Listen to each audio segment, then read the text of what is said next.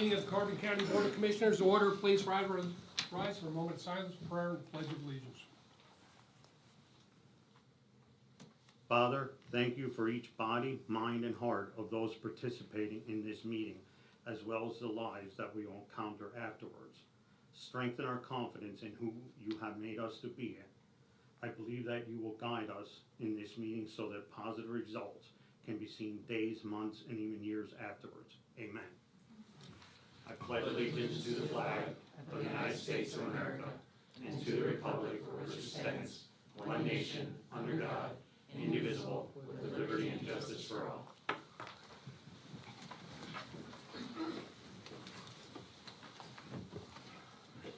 These proceedings are being recorded for the sole purpose of preparing accurate written minutes. Recordings are overwritten following approval of the minutes, eliminating all unofficial records of these proceedings. The first item is the approval of the minutes of the previous meeting held June 8th, 2023. Motion approved. Second. Mr. Honor? Yes. Mr. Lukasevich? Yes. Mr. Notstein? Yes. Are there any guests concerning county business at this time? Please state your name and. My name is David Miller from Weatherly, and I have a business on First Street in Lehighton. Yeah. I'm following up with, last year I came here in July, so it's coming up on a year since I addressed the commissioners. And it is the same situation. I'm addressing the barriers and the traffic flow out of Jim Thorpe into Lehighton and the effect that it has on the businesses of the surrounding communities. Chris was kind enough to meet with us back in July with other business owners, and since then we really haven't heard anything and we haven't seen any progress. So we were wondering if you guys convened and are coming up with a solution to help the surrounding areas. Well, I think I'm gonna dive into this and give the comment myself. Yesterday at the state of the county, I discussed some of these things, and one of my things was don't bypass Carbon County. That was my thing that I did yesterday. And one of the things was the Lehighton bypass. And if everybody sees on here, November 22nd, 1984, that's when the bypass went in Lehighton. And that's the year I went into business. And since I became a commissioner, I'm not doing it anymore, but I was in business for a long time. So I've seen what's gone in Carbon County, and the bypass destroyed Lehighton. That's the first fact. And none of us here want to deter any kind of traffic to anywhere. And I said there were so many things, and I have to commend like the downtown initiative, and there were businesses even all the way up to Lansford that were connected to Lehighton, and they're gone. And that's what was destroyed. That's what I said, like when we do our planning from now on with our two hospitals that are coming in here, we have to plan to build and make sure that we don't destroy it like it was with a bypass. But I just want to give it, and some of the borough members and stuff asked me about it yesterday, and I said, come up here, I'll try to explain anything, you know, what we can do. And as the county, how can I say it? Boroughs don't want to tell us what to do. I think that's something that they have to work out between each other, like we do it with other counties, try to do services, you know, with Pike or Monroe, you know, or other counties throughout the state. But I just want to give a little bit, when a car leaves our parking lot, and I think everybody knows this, your property does not go to the center of the road. Yes, it does on your deed, but you don't have the rights for probably 15 to 20 feet from the center off of that. So when they go out into that, now it becomes the borough's property. And when it gets out there into the borough, once they start coming there, and like I said, I work with Chief Schatz all the time. I mean, he's probably one of the best chiefs that we have in the county, and he's respected throughout the county. And I think when he says to me it's a safety issue, it's a safety issue.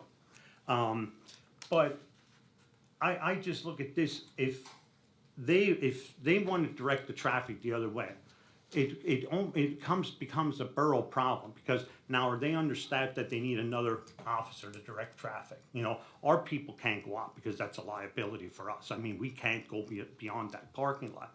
So there's an added expense to them. And, you know, and it's just like this thing. I go through town and I'm just going like even what Jenny said last night.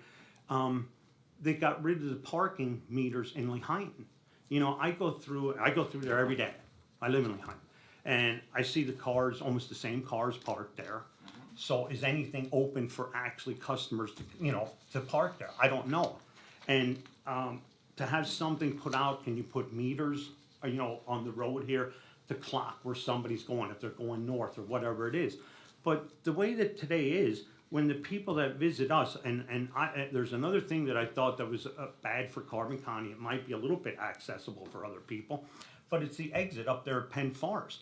When our people leave this parking lot, how do we know that they're going towards Lehighton? We sit in our car and say, okay, I'm gonna put it in the GPS, it's taking me up around Jim Thorpe, whatever you go on, is it Front Street and you come out on First Street? That's for us. But if somebody's going to New York, they're not gonna go through Lehighton, they're not going, they won't even get out of Jim Thorpe. So they could actually go up there. So I don't know where we could resolve this for you, but I think it's something that I think the boroughs have to work out. And like I said, I just gave you a scenario with the borough. You'd have to talk to them, and like Tina, you can shake your head all you want, but I'm just telling you, you have to work these things out together like we do among other counties.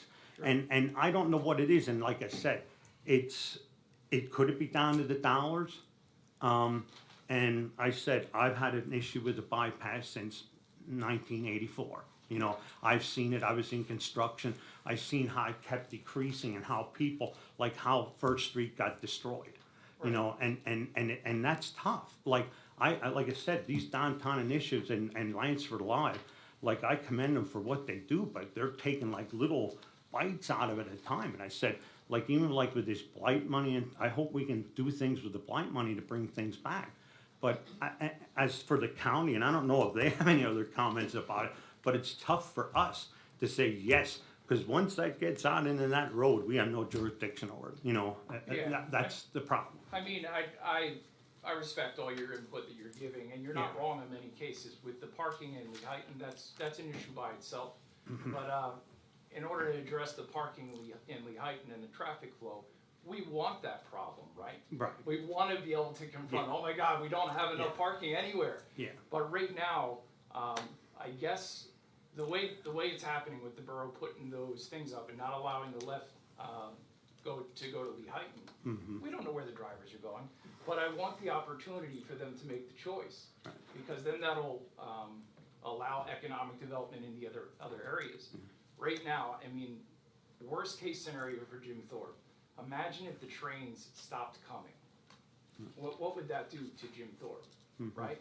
That's what this turn does to Lehighton. It drives traffic way away from everyone, not just us, but Weissport and the surrounding areas.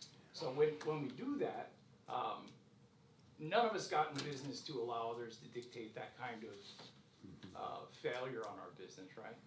And we've gone through the borough. That's why we came to you guys. You're the next line. Yeah. We've gone to PennDOT and we're still talking with them. But when we talk to people, they say it's about safety.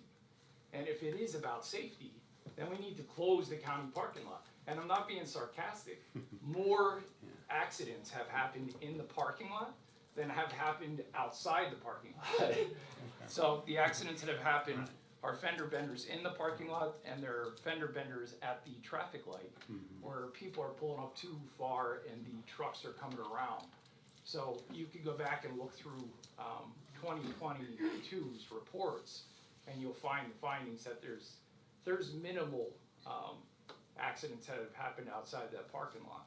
So Yeah, I know. safety, I agree, tourists are unpredictable, Yeah. and people in general, but right now on paper, the safety thing doesn't stand up.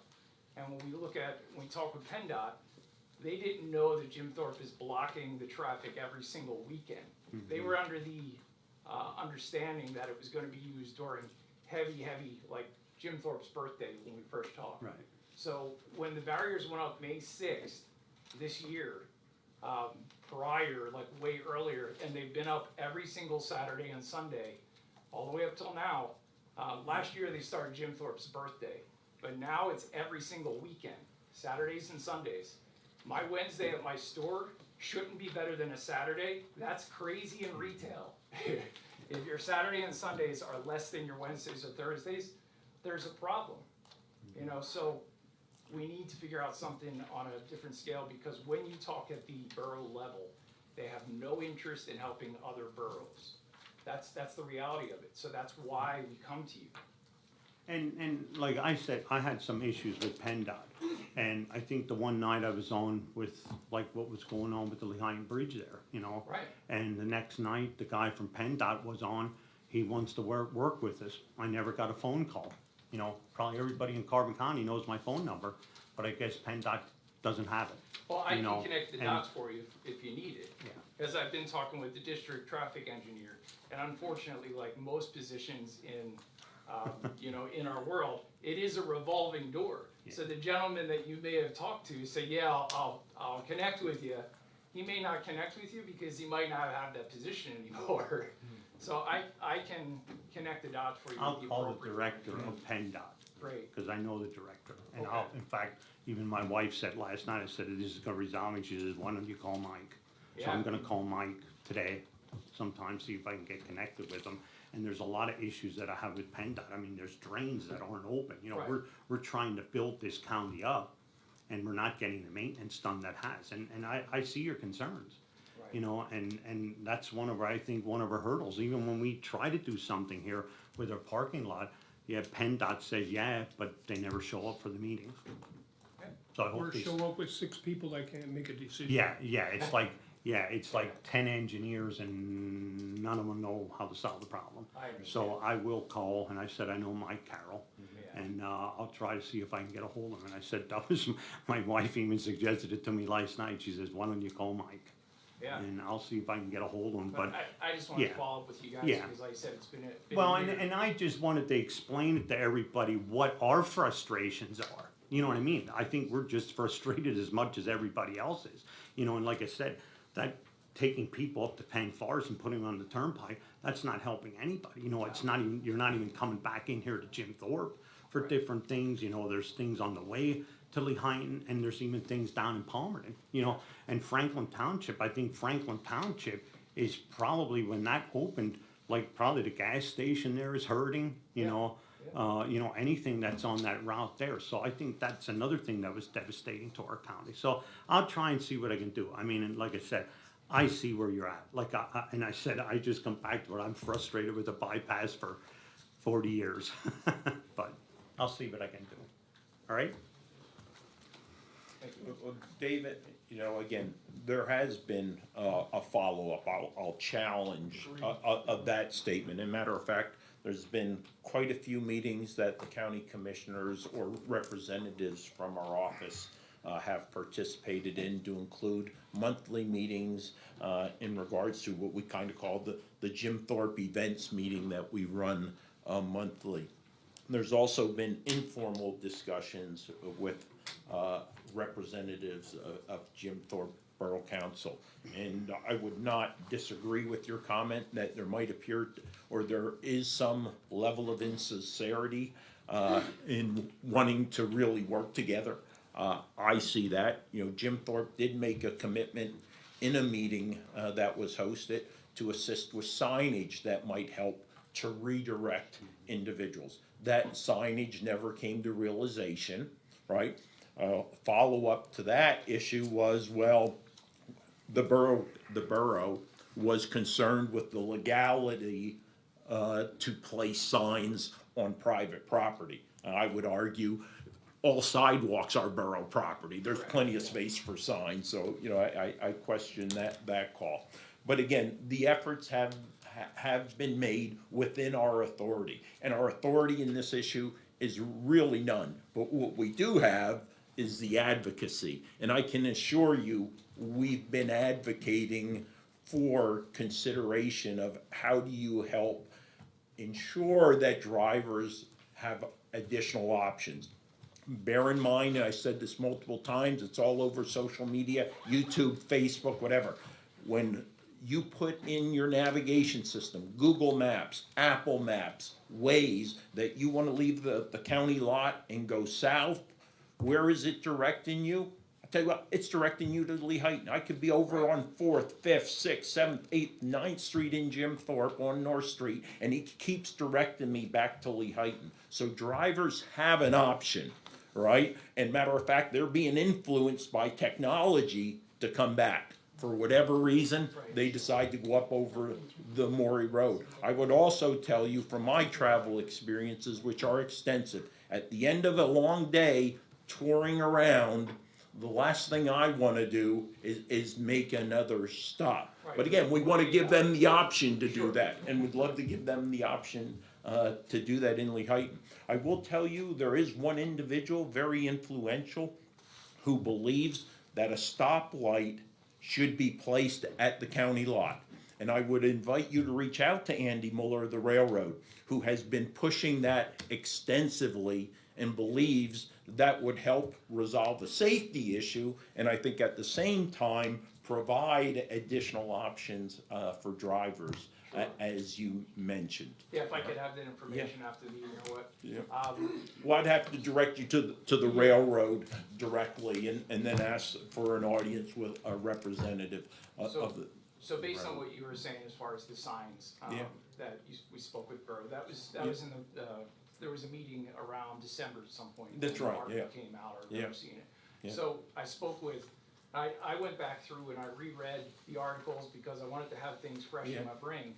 And, I followed up with the Pocono Mountain Visitors Bureau. Yeah. Because, in the article, they mentioned that they would help, fund Yeah, the signs, Yeah. and Marlon reiterated that to me. She said, you know, we extended it, Yeah. and, it wasn't out there, so we didn't really pursue it, Yeah. so if you're still in talks with them, it's still fresh. Yeah. You know, it still could happen, and if the concerns about funding, Yeah. in their head, how is it gonna be Yeah. funded, whose property is it gonna be on, like, what color are they gonna be? Right. None of that matters. Right. You know, there's an opportunity to fund it. Yeah. You know, and it can Yeah. come from somewhere else, it doesn't have to come from Yeah. here, you know? I get, it goes back to, is there a level of receptiveness to take actions that's going to help another community? I didn't see the sincere receptiveness to it. I know, Actions speak louder than words. yeah. Mr. Lukasevich is correct, we did talk to him several times, not Yeah. only in the events meetings, Yep. but I'm sure all of us have at least talked to the, not only the mayor, but the police chief and some of the council members as well, so. Any other guests, if you don't mind, yes, sir. Bob Schaefer, SCHAEFFER. I'm here on behalf of my business, Jokers Are Wild Game Cafe, Lehighton, as well as the other downtown businesses. We have just begun recently meeting together to look at a coalition to kind of bring strength in numbers to some of the concerns we've had over the past year, and, you know, going forward with the borough. So to address Rocky's concerns, there are issues that we need to address on the borough level, without a doubt. And we plan on, you know, hoping to move that forward. About 6 years ago, I set out to become part of a vision to bring economic vitality back to a struggling downtown. My grandfather had done it back in the 70s and 60s, and I felt it was an opportunity for me in that part of my life to bring some of that back to the downtown. I took a leap of faith and invested about $80,000 in opening an admittedly niche business, and decided with some other businesses that I recently opened that I'd be part of building a downtown to bring back some vibrance to a once thriving downtown of Lehighton. Since then, I work almost daily, 2 jobs, and most of the time at night as well, in my business as well as my full-time job, to keep payroll down because there's very little profit. I receive no pay from the business itself, so everything I've done for the last 6 years has been volunteer, which is on me. But I know that when my time has come to walk away, that the equity that I've been building in my business will be my reward for the hard work and dedication I put into the business. I'm in a very unique, Jokers Are Wild is in a very unique situation as far as the other businesses in the downtown, because I've been in operation for 6 years. So I have some hard numbers to compare the 6 years prior, 5 years prior to this, and the previous year with the redirection of the traffic. So, Rocky, I think this will address some of the concerns that you brought up as far as the things that are happening in the borough itself. These numbers are reflective of only 2022. It's too early in 23 to address what the measure would be. But last year, and I took an average sale, my average sales for the last 5 years, compared them against last year's numbers, December through May, well, May through December, when the cones were placed. I saw an average drop, now this is average, of $30,000 in revenue to my business. That includes the COVID-19 pandemic and the closure of my business due to COVID-19 restrictions. If I were to add the gracious $26,000 grant that I received from the county, those numbers would admittedly be higher.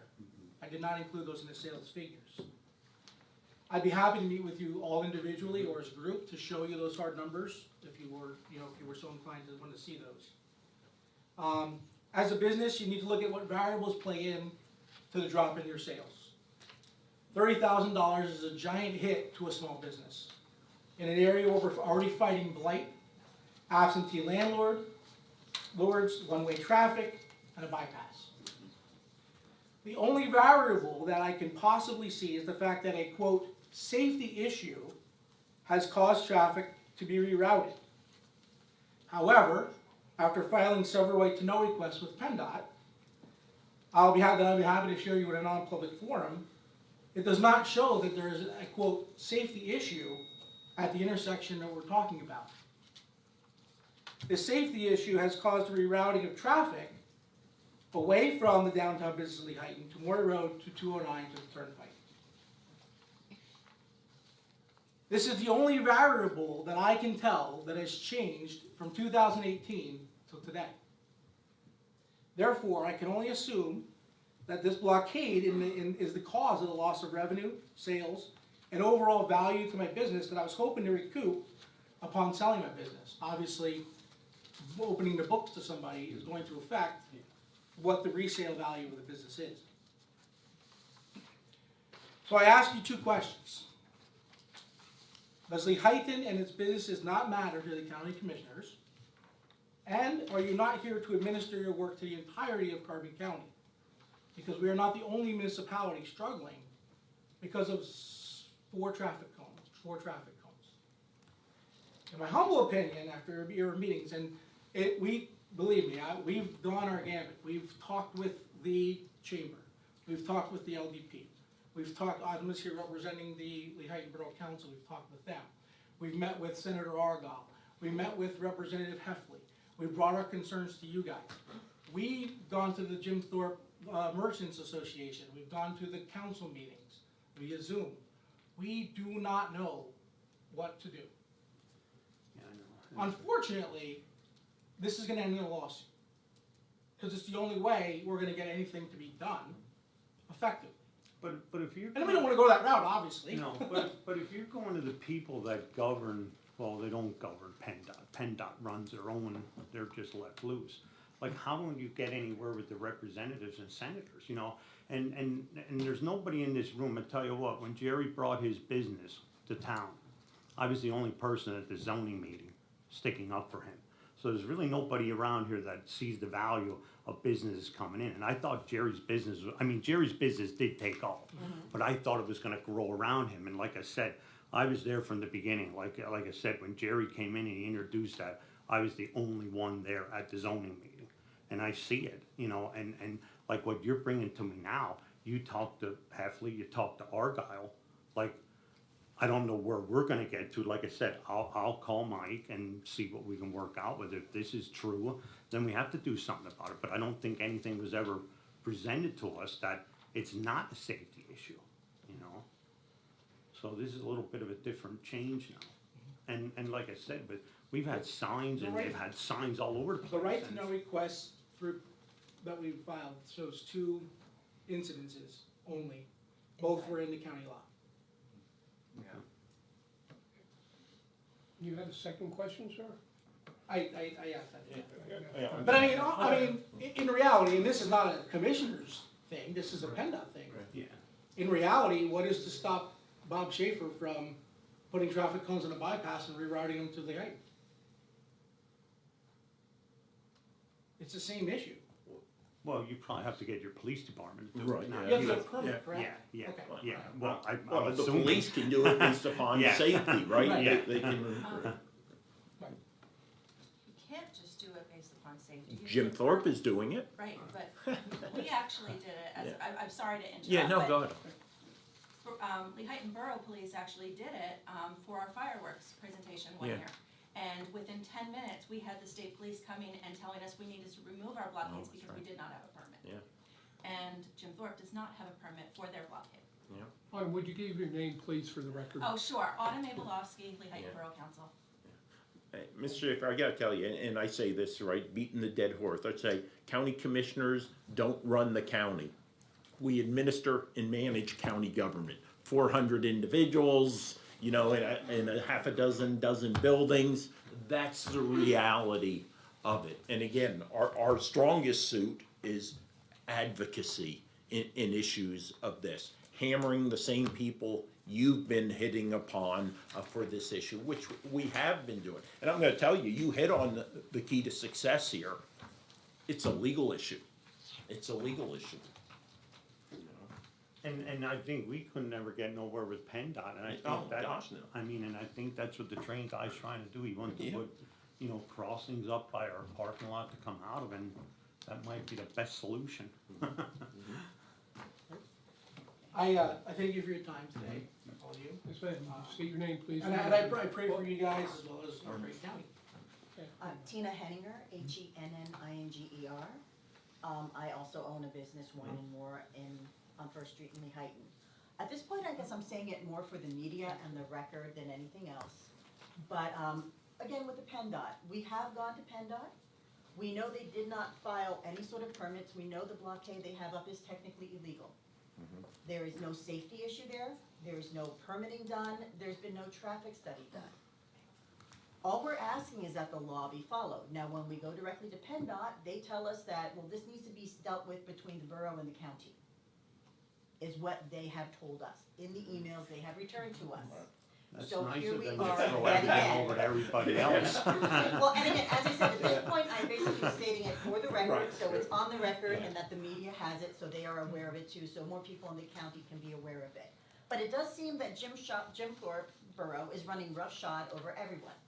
We assume that the county has some authority over the boroughs beneath it, because, you know, No. period government. We can't. But at this point, I mean, there's so many people, so many locals who won't even come to Jim Thorpe anymore, because it's so difficult to get here, difficult to get, if you went to Stop at Donuts, you need to go all the way down and park in the into the lot, schlep up, schlep back, we can't even park on the street anymore for a 10-minute trip. At this point, Jim Thorpe has become solely for the tourists. I used to live on the east side of Jim Thorpe. Now they're rerouting basically all the traffic over the 903 bridge. 10 years ago, it was difficult to get from Leffler's to Annie's Ice Cream. You were taking your life in your hands. Now it's impossible. It's suicidal to try and cross the street there. That's the residential side of town. They should not be facing this impact either. It seems this blockade, I don't know if they're trying to use it to extort money from you for the parking lot. I don't know. I can't figure out what the end game plan is, because it's not a safety issue. It's not really helping the flow of traffic. I'm sorry, we've had to drive through here on the weekend to deliver wine. It's not helping the flow of traffic at all. It seems to be, I can't find a polite way to put it, but a genital swinging contest perhaps. And it's Say again, a impacting what? genital swinging. I'm not sure of the polite way to phrase it. That's the politest I can do. But it does. You gotta explain the use of that term, because I don't know what you're saying. Explain it differently, because if I don't Okay. understand, I'm sure there's public who don't understand what you're trying to say by that. Okay, we'll say ego. Maybe it's an Okay. ego issue where they're trying to prove their dominance, but what they're doing is impacting, and it's not just impacting Lehighton. I was talking to council members from Summit Hill. It's impacting them. It's impacting all the surrounding communities. And I would like to find out why it is one borough can make a unilateral decision that is impacting everyone around them, and we all seem helpless to do anything about it. Is there any direction you can give us, aside from following a class action lawsuit, because at that point, everyone gets named, including the county, the borough, PennDOT, everyone. And that's going to be a long, difficult affair, and I'm sure none of us want to deal with that. I think, you know, we all wish we had an answer to the solution, how we can go about reaching that, you know, the goal of creating a left turn, let's say, to make it simple. In dealing with state agencies, it's amazing how difficult it is to get anything accomplished and talking to the right people, but I think what we would have to do, or you should do perhaps, is go to the higher ups in the different agencies and levels of government. I think that may be the best answer for now, is try to get to the higher ups, the Secretary of Transportations, the Governor's Office, et cetera. That- Okay, 'cause we at did talk this to point in time, federal, that would be and they my- told us it was a state issue. Yeah. Pardon? So, we did go to federal authorities and they told us it was a state issue and we need to deal with. Well, I mean, the state governor's office, not the federal, I understand that part, but Pennsylvania Department of Transportation, Pennsylvania Governor's Office, et cetera.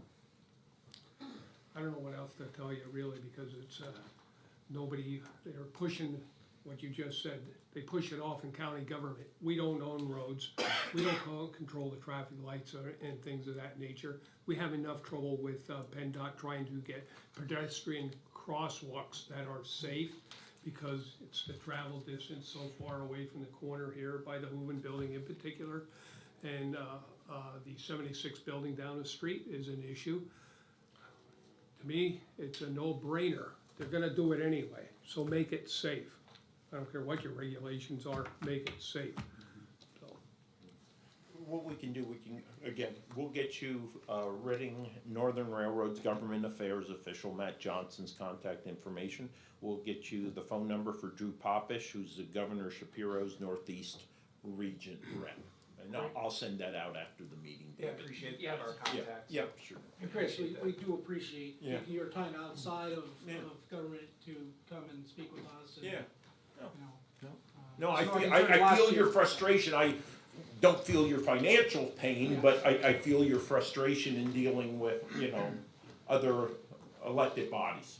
Well, it's interesting because like, we were saying as far as like reaching to higher government things and PennDOT and all that, and the answer we always get is, well, have you talked to your county and borough? And I'm like, well, like, it's It's a terrible cycle. So, Yeah, and we actually have a bridge that's on a state highway road, and it's our responsibility too. And if that goes, that's a couple $1 million, and we don't get anywhere with that either. It's like, and I said, they're trying to put these bills in that PennDOT is more responsible, but they keep getting pushback all the time. It's like, it's the 49 to 51 vote.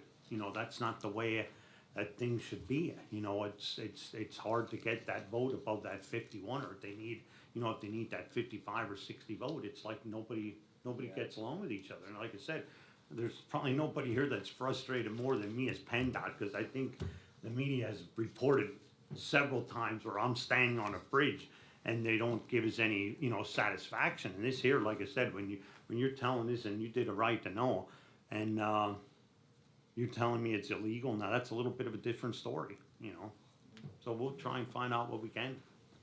And that's why I asked you to come here today. I think get it out here in the open, and then maybe we can attack the situation. yeah. okay, Okay, thank you. I'm anything gonna else? stand up, because I don't wanna have to keep looking through Mark's head. Again, I'm Autumn Mabelowski with the Heighton Borough Council, so I'm here, on behalf of supporting the downtown businesses, but I'd also just like to preface that with some information. I'm not sure if everybody is aware, Lehighton Borough has recently, let go of our borough manager. So that point of contact is not there, so I'm available should anybody need to get in touch with somebody with Lehighton Borough.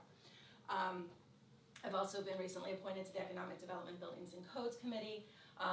Historically, with Lehighton Borough, committees don't really mean a lot. I'm trying to change that. So I'll be meeting with our zoning code enforcement officer, I'll be meeting with downtown businesses, and any businesses, coming into the borough or that are established there that need some help with, from the borough. So I listened to everything. I met for 3 hours with these people here yesterday. So I'm kind of new into coming into this. I was aware of the right to know requests that were requested by our former borough manager. I have reviewed those. So if you guys would like those, we will absolutely provide you with those copies. We can go over them. But what they are saying is true. We have found that the safety concern really just does not hold up when if that's the answer that the police chief is giving you. I heard Commissioner Lukasevich mention, and I believe Commissioner Nostine also mentioned that you have had events meetings with the gym, I'm not sure what you called them, I don't remember the title of the meetings, but that these concerns were addressed. Well, they were brought up, they were addressed, right? Okay, Yeah, yeah. and I understand you don't have jurisdiction over the Right. municipalities, but like Commissioner Lukasevich said, advocacy, you can advocate. Mm-hmm. So my question is, was anyone from Lehighton Borough invited to those meetings? There was a meeting where, is it Bambi? No. I Correct. believe if I recall correctly. All right, Bambi uh, is not employed by the borough. No, but she, Like, is It is she on the- Lehighton downtown? She's the Initiative. Main Right. Street manager the through the initiative chamber. with Right. the chamber, Yeah. Correct. and she has been on a couple of the calls, I don't know But I how don't many, believe I don't anybody know. from Lehighton Borough has been involved in those. Right. And, just like, it happens everywhere. You present a situation and, your Jim Thorpe mayor, your borough council, your police chief are all gonna have the best answers that pertain to Jim Thorpe when you come to those. We were given no opportunity to rebut any of those with what the impact is upon us, or what we have already researched to say, you know what, maybe what they're saying isn't exactly truthful. So I'm just asking that if you have any of those meetings going forward, to again advocate for the downtown businesses of Lehighton, that Lehighton Borough is also included in those. I really think for some reason, and I'll have to go back through some notes and stuff. I do believe that someone might have decided that Lehighton downtown Bambi would represent, be it informally, unofficially, Lehighton interests in this matter. And again, I'll Okay. check my notes and get back with you, but something just is queuing in my And head I here can't that. change the past, just Right, like no, I can't exactly, change the that's right, bypass, I was Yeah. 9 years old when that happened. I would love to see it gone. Yeah.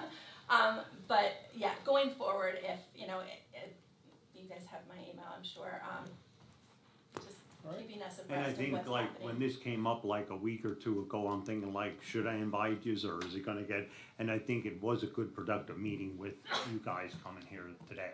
I think it's something that we're made aware of different things that we were never aware of before. Yeah. And just to point this out, and we've kind of joked that everybody kind of passes the buck.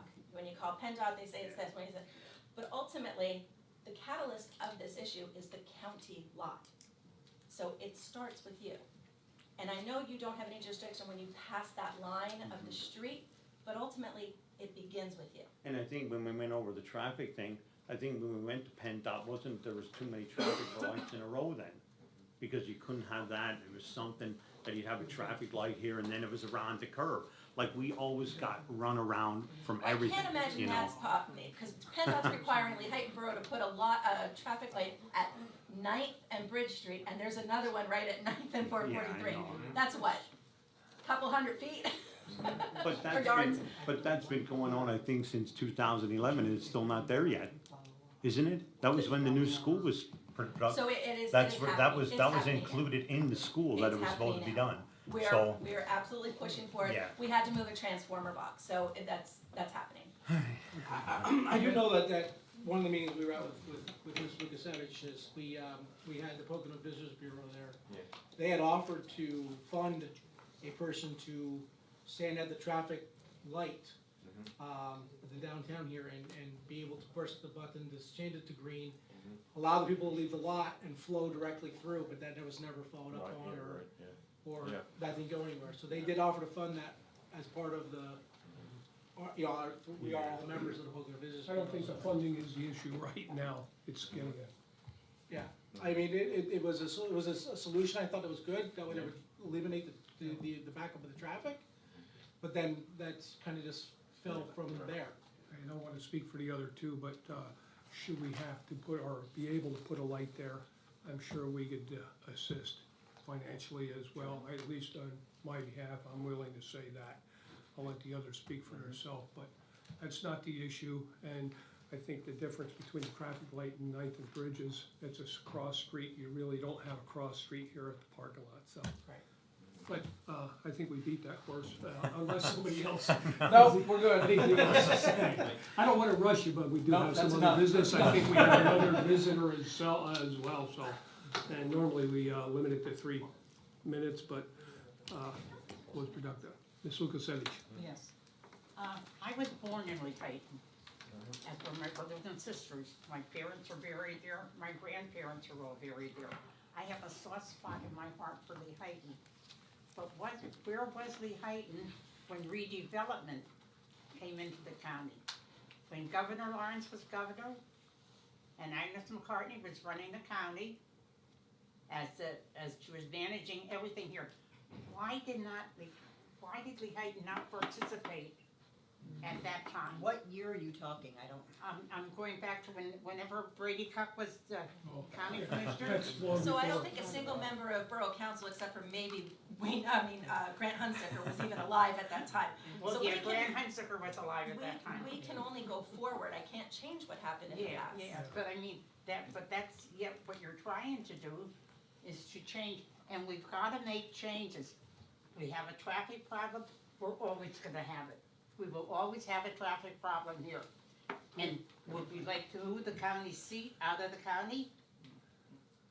And when you talk about the courthouse parking lot, that's a great spot for cars to park, whether they're local, whether they're here with the county. Do we wanna close that parking lot so that we could take traffic down to Lehighton? all we're asking is for traffic patterns to go to what they had. Yeah. Well, and I feel the same way. We've gotta do something with the directions. We've gotta be able to figure out a way to direct the people to Lehighton, because it is a beautiful area. And it's getting even better. It's getting better, you know. But we've gotta keep up the battle. We've gotta push with PennDOT to direct the traffic, We've gotta push PennDOT. Thank you. Okay.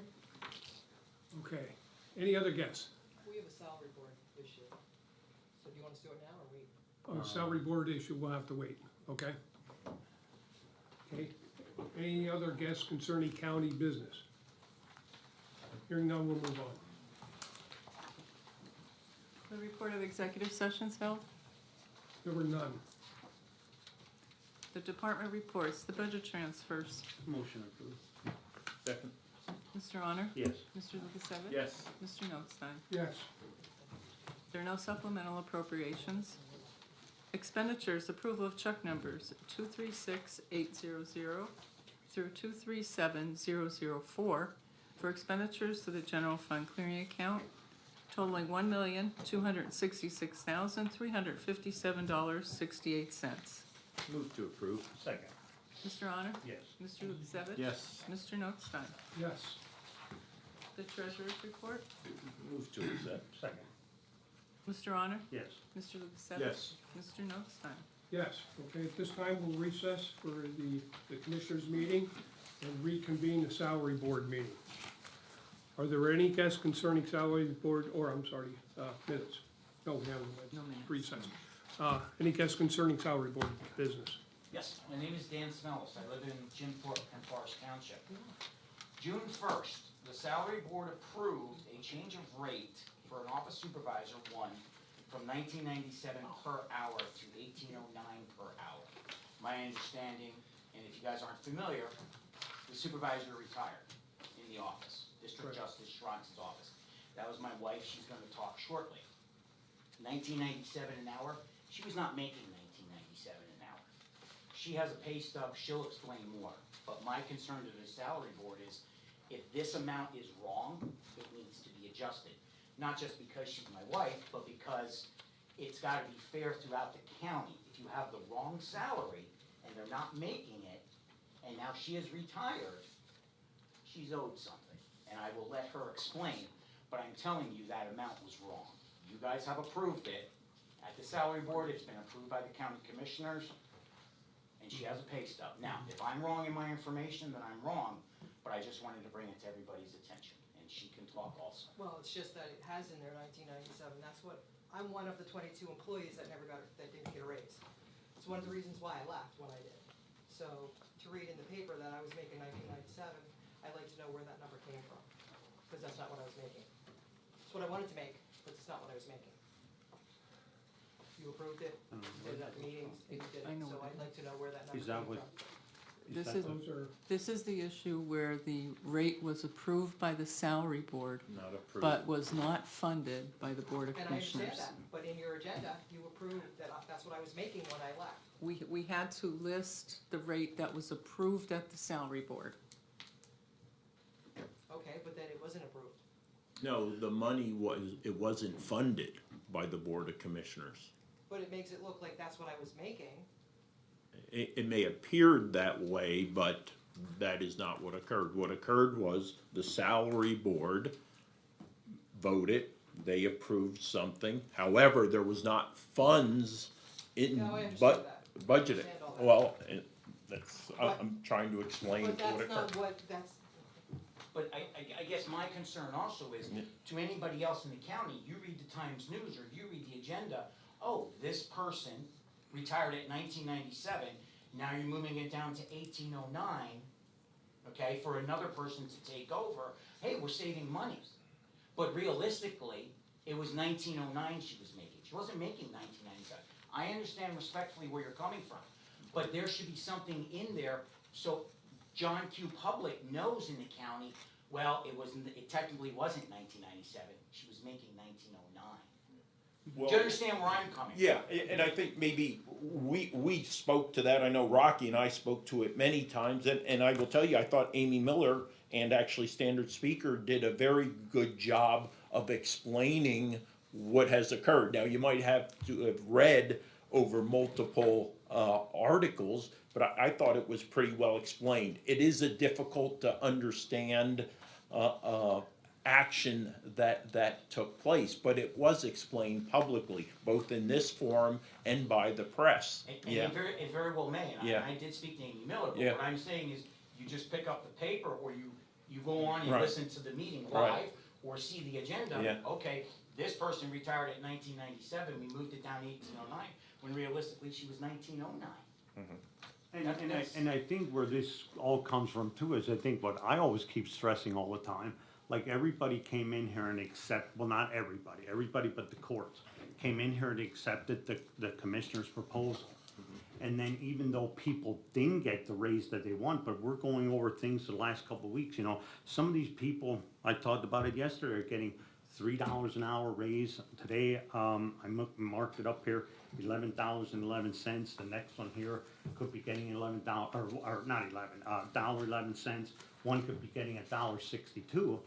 And they didn't get a raise because they didn't come in and accept anything, When the judge came in, he says, well, I'm doing it the way I want it. I don't want to accept, the proposal of this. So that's where nobody got a raise. They were still back at the 2022 rates. And that's unfortunate.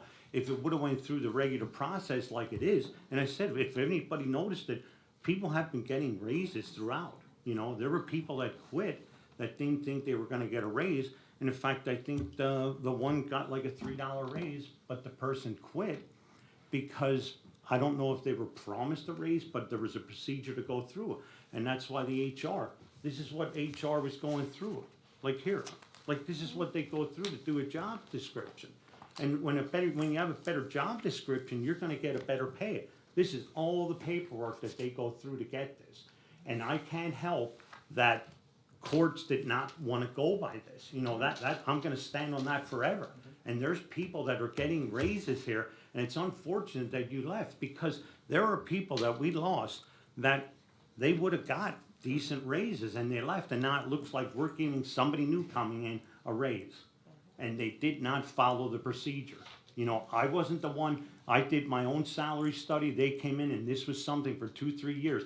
They wanted a salary study done, okay? Now the salary study was done and everybody, I think there was a few here and there, but just about everybody, you could say almost 340 employees, or 350 employees.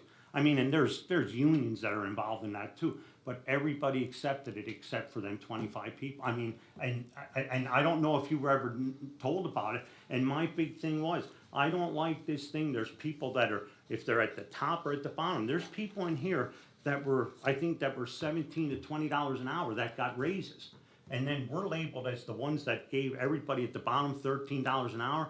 But I think everybody throughout the salary scale is very important to the production, you know, what's going on in the county. And I just can't see this. Somebody that's making way up in the 30s and $40 an hour, getting $3 an hour. And then on these sheets, I didn't bring them in, there's people that are at $17 or $15 an hour that are getting 38 cents. And I think and I think Amy and the media, I think they do report very well on it. But I think when people look at it, you gotta look at that whole article. You know, that one article that was in, it had in there, Rocky Horner voted no for the pay increase. So now all of a sudden, Rocky Horner has been against it. I've been for these people getting good salaries all the time. And job descriptions are the most important thing to do, because when I'm going, who's gonna advocate for them people what they do? You know, you have in there, years ago, okay, you were a secretary and you typed. Today, it's altogether different. You have technology to do. I mean, a secretary is not what they were 30 years ago. And that's what I'm trying to get across. This here has to be evaluated, and it comes to this, what you actually do. And that's how you're gonna get a better pay. You know, and that's all I'm down to. And like I said, I think, like Chris said, Amy wrote a good article. I think even yesterday, last night, you know, they stressed that we got 85% of the people in Carbon County, the employees, a good, you know, not a decent wage. And we changed the salary scale around. You know, before you came in and, okay, we decided that you could get 3%. So if you had more money, you didn't have enough for 6%, so you didn't give somebody 2 steps. Now, today, it's at 2.5%. There's an option that we could go up to 2.5%, so we could go give 3%, 3.5%, 4%, what's available through the county. You know, and this is a system that can work. I don't know why people are bucking it so much, and it's only probably 25 people that are not, you know, if these, you know, some of these people are, that are getting 80 and 90 cents, I don't see why anybody would be complaining about that. They would have got 38 cents and they're getting 80 cents. This system works. The old system that was in here does not work. This 3.5%, and what this whole salary thing was about is getting everybody at the right scale. That was it. You know, there's a lot, like I said, there's a lot of people, and I go back to that again. Everybody accepted it, except that 25 in the courts. So are you saying right now it's a matter of the job descriptions of those people that are supposed to be redoing their job descriptions? Well, and that's what we're going over now. Like there is, most of them were accepted, that, you know, most people got a decent raise. But then, and I think the thing that made us look bad, some of them got 2%, which, like, you should have just froze the people, because now that's what I'm worth, 2 cents, and it's not. But we're reviewing some of these, and like I said, some of these people, in fact, it's today, are probably getting, that might have been on that list for 2 cents, and they're getting $1.11 today. You know, and that's what I said. This is, I know it's new, but it's a better way of doing salaries for people. I mean, you look at it, and I said, for this year, and what did we put in? I think almost $700 and some thousand without raising taxes to do this far. And we'll probably need maybe, I always figured maybe about $600,000, which I think we will have everybody where they're at. Then we have to decide for the budget where we're gonna go, if we wanna do that option of 2.5 or move more, whatever, you know, if they wanna go by the CPI or whatever happens. But until this is implemented, like, why are we bucking this when this is working for 85% of the people? And it's actually, we're cutting that 15% down by doing somebody every week, you know? So you're saying right now, say if I still was working here and I would have to, I know the judge comes in here and says what he's gotta say, but I would have to redo my job description to, There's an appeal process there's an in appeal. the, during the repeal, that's what? Yeah. there is an appeal process that we're in now. The courts are a little bit different, let's say, tell it like it is, a dispute there, as you well know, between the courts and the, you know, the commissioners, okay? But there is appeal process, the courts have to appeal all those positions, and that's, I think, the way we're only gonna get it resolved by doing that. And like I said, people have the opportunity. I don't know, and I had the list here of what the raises were given to people, and it's not the way this system works. it was back to the same old thing that you got a percentage. Nobody would have gained anywhere, you know? And I said, you look at this thing too, where people come in, you know, and I valued the people. In fact, the lady that left last week, she was a very valuable person. But, you know, she decided to retire. And it wound up that her position was getting a raise. And it's like, now it got reduced a little bit or whatever, you know, with the new person going to that position. But it's like, I can't explain it, you know, like, and I'm trying to get it across to everybody. Why are we bucking this system that works? We're not even giving this second step a chance to come in. You know, I don't even know where you were at on the salary. And I said, I look at the sheet, what was presented for the courts, and it's the same thing we always had. It was either 3 or 5%, and everybody went from 38 cents. And I said, every job description is different. That doesn't mean the person at the bottom could only get 50 cents, and the one in the middle is only gonna get that. Maybe the one in the middle might get the $2, and the one at the top. And how can I say? They could come in and warrant that if you're at $35 an hour, and they have a job description that it warrants a higher salary, then they get that $2. But nobody ever came in and presented to us. And I said, HR is doing one heck of a job. This is what they go through with everyone and evaluate it, but then everything is wrong with it. I don't get it. Why did we ask for a salary? You know, we spent money on this, we spent a year and a half on it, and now we're debating over 25 people. I don't get it. I don't. And there's no bigger advocates than me here. You can ask them when they went out to the salary study. Like my plan was probably nobody would have got less than 2.5%. The people that did the salary study asked for my job study. So I know where everybody's going. I want to see everybody get a good salary. I mean, I had workers working for me, you know, and I treated everybody the same way that worked for me. You know, the person that carried the shingles on the roof got treated just as good as the one that was the carpenter that did the trim in the house. You know, and that's what I look at. And you have to look at the value. But I said, when it was presented to us, that plan that was there for the courts was the same thing. And if you look at it, it's right that 3% or 5% that they were going on. And that's not what this whole system. This system was asked to straighten the salaries out. We could have just said, you know what, we'll give everybody 3.5%, and that's the end of it.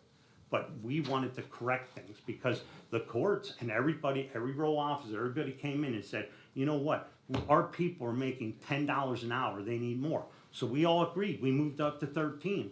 That's where we went, and that's where we started from. And we picked away at every salary all the way through the scale. And we have probably these couple to do, there's probably 40, and they're gonna have a heck of a task to try and finish this, you know, till our budget comes through. But that, I think, is our goal, to get everybody a good salary.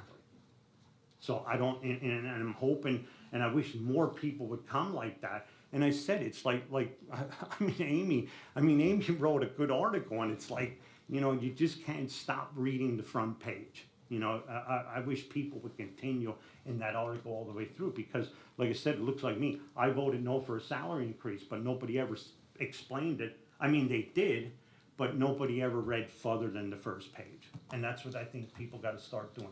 Read further than the first page. And I see where you're at. I mean, like, it's a shame that if that's why you quit, that's, you know, but I said, I see people that quit that 3 months later we gave raises to that position. And it wasn't the person, it was the position got the raise, you know, and there's other steps to that. Now we can address longevity. We can address salaries throughout the year that we know what it is. You know, there's so much changing around here. Everybody comes in, okay, are we justifying giving somebody $2 an hour? Maybe not. But somebody else could come in and it could be justified for $3 an hour. And right here's the proof. In a salary, you know, in a job description. That, and I said, I've been harping on this since probably the last mayor. And I don't know what the issue is, that it's 25 people or 22 people are holding this up.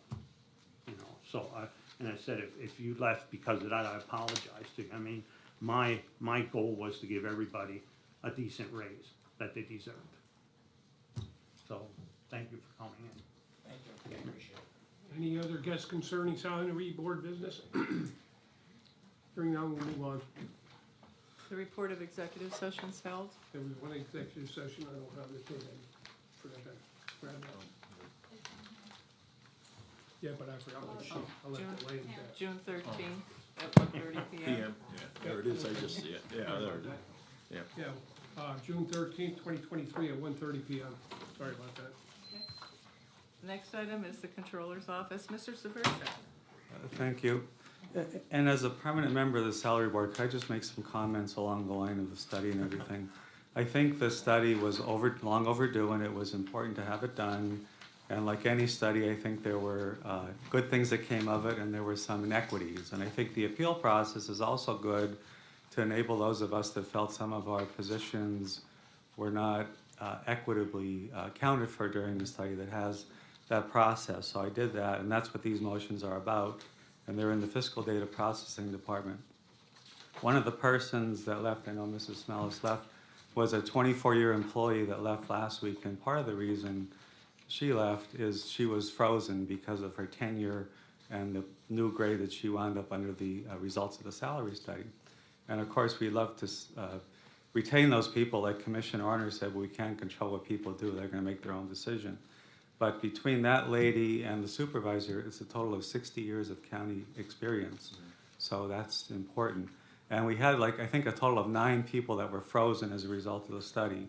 Mark, excuse me though, frozen, explain the term. That doesn't mean they can't get pay raises. They simply hit the extremity of the steps, and therefore anything beyond that would be a pay raise based upon an across-the-board pay raise. Yeah, that is true. Right. That is You know. true. Well, a combination of tenure, their years of service, and I think what happened to some of those folks that were frozen was years of service, their current pay grade, and then their new grade level as a result of the study was also a factor. Yeah, again though, the term frozen means you can't move any further, you can't get a salary increase. Again, I think the term misrepresents the status and their ability to get further salary. Okay. I'm just using a term that was given to me, that's all. Yeah, all right. Yeah, and I think it's a bad one, so we probably Okay. need to change Okay. the semantics, Yes. because, yeah. All right, that's fine. Good. That's fine. Yeah. So again, these motions are to change job descriptions, realign the fiscal data processing department, which is 3 people, that is under the controller's office. The controller's office has 3 employees, fiscal data processing has 3 employees, including a supervisor. So I work closely with the fiscal data processing supervisor, who's here 36 years, and the HR department did a great job as well with helping us review and re-engineer the job descriptions along with the new position titles. So, I know it's a long preface, but I just want everybody to have that.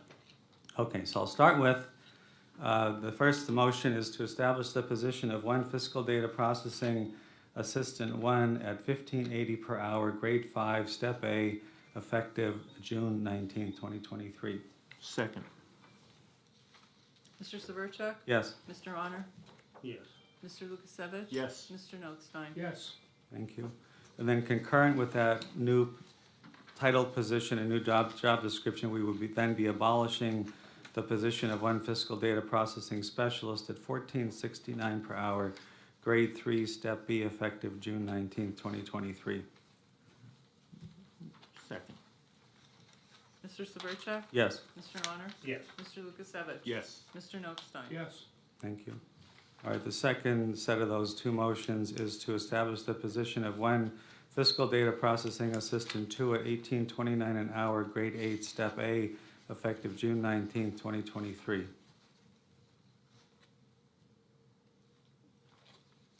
Do we have a second? No second, the motion dies for lack of a second. Okay.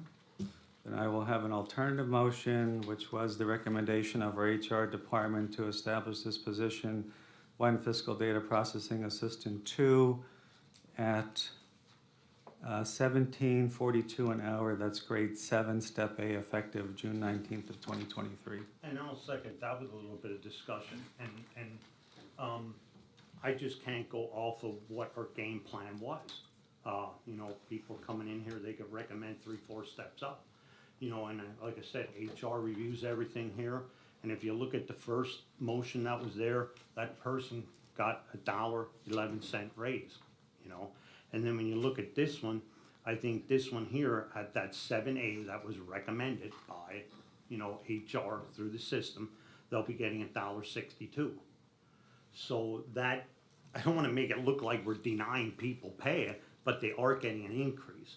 And this system that's in place, we're so close to it that we can't go off course. We gotta keep that. And like I said, the next steps that we're gonna do is we're gonna try to maybe address longevity or even, you know, for our salaries for the upcoming year.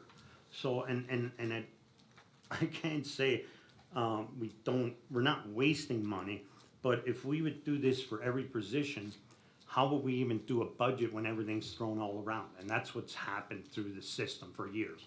They come in and, okay, my worker, is special to me and I need $1 raise, you know, and I go back to it. It's going off of the old system and this system will work. So I hope, you know, and I'm sure there's some people that aren't gonna like this, but once this gets in place, I said, we can track things and people are back where they should be and we can increase the salaries, what have to be done, you know. We've been always, you have 400 employees and you're all over the place with everyone. It shouldn't be like that, you know. But I'm hoping it works on, like I said. I don't wanna, like Chris says, don't beat a dead horse, but, you know, the old system was around for ages. And it's time to have something new. And I said, the system that's designed, I believe it can work. Well, go ahead. Go ahead, Mark, no. Well, I think along Commissioner with some of those comments, I think the appeals process is a good process. I mean, you got about 10% of the total workforce that might be appealed, and maybe that's higher than we would like, but I think where some of the inequities happened was with those longer-term people, they won't use the word frozen, which I use. They were held at their current level. So unfortunately, some of those folks chose to leave the county, and that was unfortunate because a lot of them had such a wealth of knowledge that's gonna be hard to replace. And I know financial concerns are always a very important concern, but I think this is another important step in the process to make the salary administration process more equitable. That's what I would say. So, you know, I didn't make up the job description, I didn't gin it up, or, you know, I work, this is some of my, this is some of my research here, between myself and fiscal data processing supervisor and HR. So it was a good opportunity to re-engineer the job description and re-engineer the department. And the next one, eventually we'll get to the supervisor who has 36 years of experience. We don't want to lose her either. It would be a heck of a thing for the county. So that's how this came up. It wasn't just made up or whatever, so. I mean, I appreciate you for that. And there's nothing wrong with it, of the department heads or anything coming in here and asking for more money. And like I said, I'm sure your employees commend you for sticking up for them, and we want them to do that. But like I said, I'm still stuck on this track to stay there, and I don't think there's anything wrong when this is all, the dust is settled, that there could be more appeal to this job description. You know what I mean? When a person settles into this, every day technology changes. That person that we're working on right now, you could come in 6 months from now and that job altogether different changed, and now that would be reevaluated again. You know. Yeah, that could be true, but I think the appeals process was set up with parameters with a start and end time, so it gave everybody an opportunity that wanted to appeal within that time period. Yeah. And of course, I chose to do that as well. So. And we also, you know, HR does, as an individual decides they're going to leave, and prior to re-advertising or advertising that prospective vacancy, they do re-examine it. That provides a natural opportunity to upgrade. And that's what they're doing. There is that appeal process, but at the same time, as jobs open up here in the county, they are prioritizing vacant positions to make sure we're hiring people based upon the real world KSAs and stuff that they're gonna be working in here. Mark, I thought you'd done a great job working with HR. The additional information you provided, which was derived from your research, again, made a strong case for your proposal. You know, it really did. Yeah.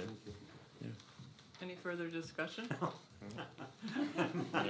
Not at this time. Mr. Severcek? Yes. Mr. Honor? Yes. Mr. Lukasevich? Yes. Mr. Notstein? Yes. Thank you, that's all I have. Oh, sorry. And then concurrent with that motion is to abolish the position of one fiscal data processing assistant at $23.96 per hour, grade 5, off the scale at that point, effective also June 19th of 2023. Move to abolish, or second, I'm sorry. Mr. Severcek? Yes. Mr. Honor? Yes. Mr. Lukasevich? Yes. Mr. Notstein? Yes. Okay, Thank no you. further business for the salary board, meeting adjourned. We'll now reconvene our commissioners meeting. We're gonna hook all the rest of the motions together, right? Okay, the next item is the personnel report for county departments. Motion approved. Second. Mr. Honor? Yes. Mr. Lukasevich? Yes. Mr. Notstein? Yes. The acknowledgements for courts and row offices. Motion acknowledged. Second. Mr. Honor? Yes. Mr. Lukasevich? Yes. Mr. Notstein? Yes. Correspondence was received as listed. Copies will be made available to the press upon request. Archives for approval and execution. A work-based learning program agreement between the county and the Carbon Lehigh Intermediate Unit Number 21 for the 2023-2024 school year, allowing young adults with disabilities on-the-job training in the archives department. Motion approved and execute. Second. Mr. Honor? Yes. Mr. Lukasevich? Yes. Mr. Notstein? Yes. Boards and Authorities Action Committee for approval, reappointment of William Richards to continue his service as a representative of Senator David Argel, retroactive to December 1, 2022. Move to approve. Second. Mr. Honor? Yes. Mr. Lukasevich? Yes. Mr. Notstein? Yes. Human Services for approval and execution. A letter of agreement between the county and the Carbon County Action Committee for Human Services to provide any and all assistance requirements under the Homeless Assistance Program guidelines and funding provisions in the amount of $27,359 for the term of July 1, 2023 through June 30th, 2024. Motion approved and execute. Second. Mr. Honor? Yes. Mr. Lukasevich? Yes. Mr. Notstein? Yes. HSDF for approval and execution, the letter of agreement between the county and the Carbon County Action Committee for Human Services to provide any and all assistance requirements under the Human Services Development Fund Program guidelines and funding provisions in the amount of $50,000 for the term of July 1, 2023 through June 30th, 2024. Move to approve and execute. Second. Mr. Honor? Yes. Mr. Lukasevich? Yes. Mr. Notstein? Yes. Pocono County's WIOA for approval, reappointments to the Pocono County's Workforce Innovation and Opportunity Act Development Board for an additional 3-year terms to expire June 30th, 2026. Kim Miller, Executive Director of the Carbon County Action Committee, and Mary Beth Ferguson, Assistant Director of the Bureau of Workforce Partnership and Operations. Move to approve. Second. Mr. Honor? Yes. Mr. Lukasevich? Yes. Mr. Notstein? Yes. The Solicitor's Report? Thank you. For the administration building, for ratification, acceptance of the proposal from CMG of Easton, Pennsylvania for repairs to the administration building caused by water damage in the total amount of $205,067. And our insurer, P-Corp, has given approval of the proposal. Move to ratify. I will second this with a very brief discussion. We've gotten approval to start working on the building. We're gonna meet with CMG probably within the next week. We have to order carpet and hopefully the production will start. It takes probably about 6 weeks for the carpet to start or to come in. And that's all I have for my report on that. Mr. Honor? Yes. Mr. Lukasevich? Yes. Mr. Notstein? Yes. It was brief for a change. I know, I'm trying, well, I took a little bit more than my 3 minutes the last time. You lost a couple of hours. For the Area Agency on Aging, for approval and execution of a letter of agreement between the County of Carbon, the Carbon County Area Agency on Aging, and the Senior Community Service Employment Program, or SCSEP, through the Pathstone program to employ participants for the purpose of receiving on-the-job training at each senior center site from July 1st, 2023 through July 30th of 2024. Motion approved and execute. Second. Mr. Honor? Yes. Mr. Lukasevich? Yes. Mr. Notstein? Yes. for the Emergency Operations and Training Center for approval and execution, change order number 6 to the contract with Cobalt Construction Incorporated of Tobyhanna, Pennsylvania for Phase 1B portion of the Emergency Operations and Training Center project was received from the county engineer. This change order addresses the costs incurred related to the cleaning of Basin 2 lined retention basin. Excessive sediment accumulated and the cost to properly clean was $18,299.10. The county has agreed to pay 50% of the cost incurred, which amounts to $9,149.55. This change order increases the contract by $9,149.55 for a new contract total of $2,536,768.91. To approve and execute. Second. Mr. Honor? Yes. Mr. Lukasevich? Yes. Mr. Notstein? Yes. For Mock Chunk Lake Park for approval and execution of change order number 1 to the contract with Lehigh Asphalt Paving and Construction Company Incorporated of Tamaqua, Pennsylvania for Boat Launch B paving and the vaulted restrooms project that was received from the county engineer. This change order extends the contract completion date to April 30th of 2024. The change order is necessary due to the extended time required to obtain the vaulted restrooms from the manufacturer. There is no additional cost, and the contract price remains the same at $383,547.25. Motion approved and execute. Second. Mr. Honor? Yes. Mr. Lukasevich? Yes. Mr. Notstein? Yes. For the Recorder of Deeds for approval and execution, a request was received from the Recorder of Deeds for a 2-year ScanPro SPA membership with E-Image Data Corporation Incorporated of Hartford, Wisconsin to cover the ScanPro 2200, 3000, 2500, and 3500 microfilm scanner located in the Recorder of Deeds office for the period of June 15th, 2023 through June 14, 2025. Total cost is $473 for 2 years. Move to approve and execute. Second. Mr. Honor? Yes. Mr. Lukasevich? Yes. Mr. Notstein? Yes. For 525 Iron Street and the Children and Youth Offices for acceptance, proposals were received in response to the request for proposals. For the Children and Youth Services Office at 525 Iron Street, Pennsylvania, as follows. Mountain Maids Cleaning, LLC of Lehighton, Pennsylvania, in the amount of $7,000 per month, and Tammy Cole of Lehighton, Pennsylvania, in the amount of $4,200 per month. Requesting acceptance of the proposal from Tammy Cole at the quoted amount of $4,200 per month and authorize forwarding of a contract for signature. Contract would be for a term of 1 year, automatically renewable, and the county may terminate the agreement upon 5 days advance written notice. Motion to move to accept Tammy Coles. Second. Mr. Honor? Yes. Mr. Lukasevich? Yes. Mr. Notstein? Yes. And lastly, for tax assessment, seeking approval and payment of a refund of county real estate taxes to Wilhelmshaven LLC of Fanwood, New Jersey. The property is located in Kidder Township. That's parcel number 21-A11.08. The reason being the taxpayer is due a refund due to the building, the removal of a building, and that decreased the assessment from $24,300 to $6,600. Decrease of $17,700. The tax bills were paid in the discount period, and the total refund amount due would be $212.49. Motion to approve and make payment. Second. Mr. Honor? Yes. Mr. Lukasevich? Yes. Mr. Notstein? Yes.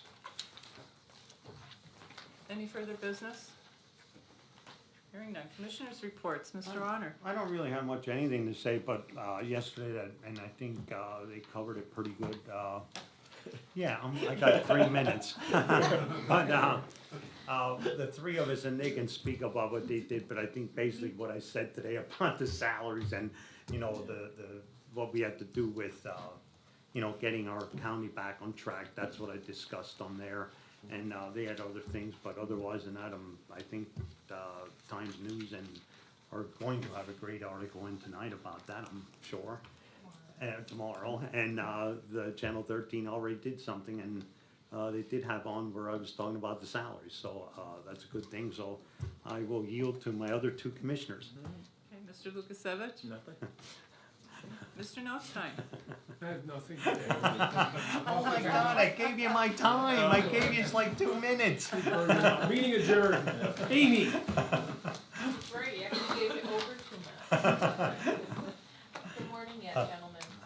With regards to the water leaks, I know Commissioner Turner, you said about the ordering the carpet. That 205,000 includes weekends and night work? Yes, that's included in that. And it looks like, I mean, the majority of the time is probably gonna be at night. That's the maximum that it'll cost. Now, if they can do some work during the day, I mean, it could wind up not being $200,000, but it all depends how we sit. And I know Mark's like one of the things, his office is gonna have to be worked on. I don't think people wanna be working while, you know, they're taking ceiling tile out, or even the carpet. So, Business goes on. yeah, No matter it's, what. it's, And you're gonna be meeting with CMG, do you have a timeline of how long, like when you expected to start first finishing? well, it's gonna be that carpet issue. When the carpet comes in, that's the thing, and they're telling me like 6 weeks. But it looks like the project, and I don't know yet, but it's gonna maybe be one floor at a time. So it could be like up to a 3-week process, you know, 3 to 4 week process to do everything. You know, but it's hard to tell until we meet with them yet. And then in the initial quote, when you sent out the numbers, there was an $18,000 and just under 9,900 for loss of wages and all. Is that also included in your? do you feel Yeah, that? well, That's with P-Corps. yeah, Or and things yeah, like that's that. with them. Yeah, and even in there was even like, if you look, there was like wages. I think, I don't know what it was under, but there was wages for IT to come in extra also. You know, that, you know, if they gotta take the computer out or whatever, you know, and then install it, you know, if they work on weekends, then they have to come back in and install them again. So everything's pretty well covered. I mean, the guy that, did the worked with CMG and the adjuster, I think they did a great job. Okay, so we're talking about the first building. How about 44? Where does that stand? Well, we're working on that yet. There's a couple little issues, and that's not really that much work there. And I think they determined that the carpet does not have to replace because it's only been in now. There's a provision in there, if we have any trouble within like the first or second year and say tiles would be coming up, then we would go back and give an amendment to them. And they would pay to have the carpet, but right now it looks like the carpet just had to be shampooed, but it's on a concrete floor, so it's nothing that would be, you know, that you'd be getting mold or, and they did a wonderful job cleaning it up. I mean, there was enough for the amount of water that was in there. I mean, it was waterless when they got done cleaning it up, so I think we're pretty confident that there's no mold, but like I said, if there's something that shows up tomorrow, you know, the day after they fix it, or within 2 years, they said we should just put an amendment in and they'd be willing to, you know, replace it. Okay. And with regards to the buildings, public defender moved over to 76 now? Yes. How about where does it stand with planning? They're They're planning, they're there, in 44, up on the top. Okay, so that everybody's moved in now where they need Yeah, to be? yeah. Might be hopefully. some boxes and Yeah. minor stuff yet. Fine. For the whole part we're done. Okay, and then on the salary stuff, how many appeals have you guys received since that process was? I think Samantha would be able to How many you have answer that. offhand and more to come, I'm sure. 44 for county employees, and if you give me just a moment, I can tell you for the courts. Okay.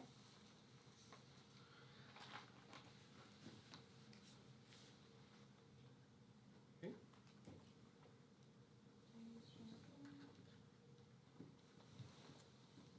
30 for the courts. I know I did receive another 1 or 2 this morning, so that number will go up. Okay, thank you. Okay, and that's all I have, then thank you very much.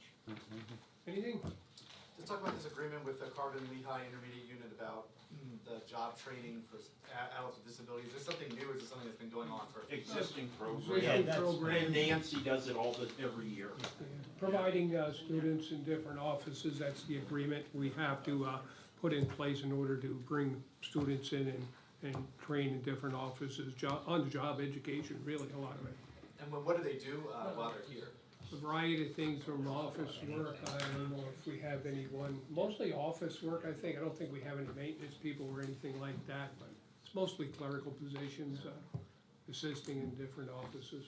And how important is it to get them into like an area here to get the experience they need? Well, it puts them out into the job workforce. It shows them, teaches them responsibility. They get to earn some money by being out there. I'm not sure of all the parameters, but I would encourage businesses perhaps, or to look into the programs if there are opportunities that they can get some assistance in their offices and that, reach out, at least investigate it. We use BHA, they have a similar program, yeah. Yeah. So it is beneficial both to the businesses, the county, and assist, especially during the summer, when they're out of school, they get to earn some money, they get some experience. They help fill in the gaps as well, because that's when most people take their vacations and that. So they get a little bit of on-the-job education and training and start to learn what it's really like in the workforce. Ryan, just to confirm, you were speaking of the IU agreement, correct? Yes. Again, yeah, so please, again, Nancy over at Archives, regularly, who we know, has been using students, from the program there also. And I know Ms. Schaefer mentioned, behavioral health has a similar program and stuff like that. But that is, as Commissioner Nosey said, part of our overall arching program of bringing in our interns. And we do work with, Career Link also for the PANIC program, to bring them in also. They bring in quite a few workers into the workforce. Yeah, it's a great program, it is. Yeah, I believe if I recall, we have an intern down with Christine in Veterans. Veterans Affairs has one right now. Annual basis. So some are really, really good workers, real good. That's all I have. Thank you That's very it, much. okay.